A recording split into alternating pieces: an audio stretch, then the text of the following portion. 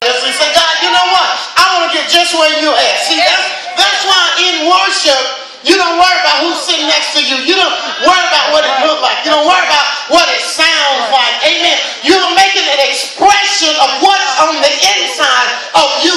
You're expressing your love. You're expressing your honor to God. I said on last night that we must in this season bring back the honor to God. Yes. Yes.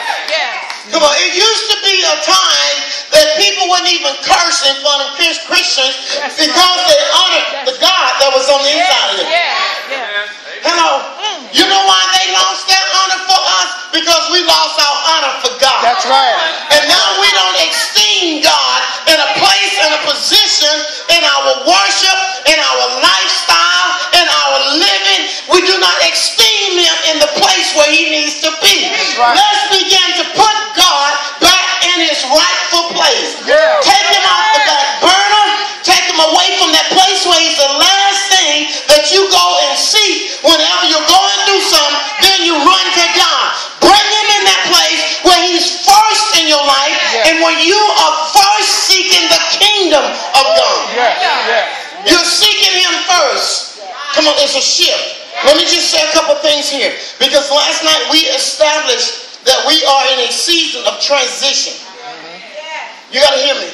And when I'm talking to you, I'm talking to the body of Christ. I'm talking to all of us. We are in a transitional season. And in the transitional season, it brings us into a new beginning. Okay, now watch this. Because what transition literally means, transition is a place that's between two seasons. It's when you right in between the summer and the fall. You're kind of in between it. Y'all ain't hear me. Come on. And so you gotta decide. Come on, Pastor Kevin, stand right here, and Pastor, come here. Wait. Come and stand right here. I got you. See, this is where the church is at. It's like we are in between, and we said something last night. We said that during this time with the sons of Issachar, that there was in between a season where Saul had been king. And Saul had rebelled against God and turned his back on God, and God took his kingship from him. All right.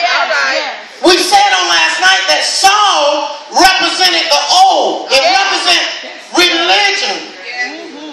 It represented us going through the motion. It represented, come on church, it represented a church that had no power. I'm talking about the same church that Jesus died for. It represents a church that's literally just going through the form and the fashion. It delivers a word that is not able to transition you, to change you, or to challenge you, or to charge you. See, Saul was dethroned, but the people of the children of Israel was in a place where, now here it is, David had received the promise of being a king, and the prophet had anointed him 17 years ago, and here it is now, he's just getting into the promise of becoming king. Now he's just sitting on the throne. Y'all ain't hearing me. Religion is being dethroned. And see, what happened here is that David here represents the new thing God is doing. See, we always quote the scripture in Isaiah that God is doing a new thing, but it has become a cute little cliche for us. Come on, Apostle. See, I'm going to tell you something. The level of the word that got to hit you in your spirit now, it's got to hit you